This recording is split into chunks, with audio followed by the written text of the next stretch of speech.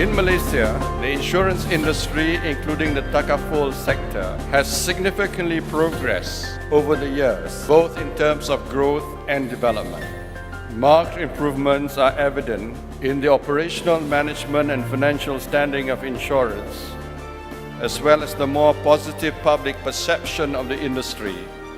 as demonstrated by the trends that have emerged. Structural reforms undertaken has also transitioned the industry towards more market-based pricing mechanisms in key market segments, improved efficiencies in the insurance ecosystem, and a strengthened framework for consumer protection. A proposed new legislation for our financial sector is also now well advanced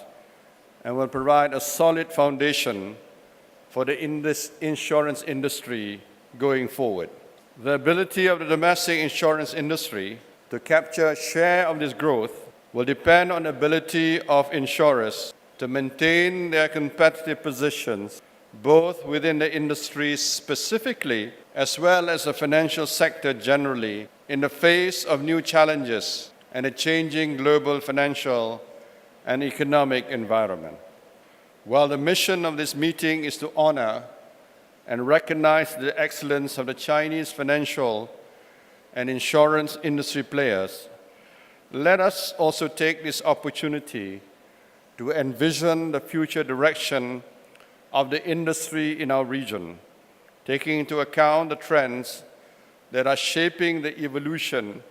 of the insurance industry today. It is true that we face different challenges and priorities. However, there is no doubt in my mind that the insurance industry in the East Asian economies share three common goals, namely sustaining growth and performance under more challenging economic and financial conditions, strengthening the capacity to support and drive economic transformation, and building resilience to withstand future shock and economic cycles. With the participation of more than 5,000 delegates,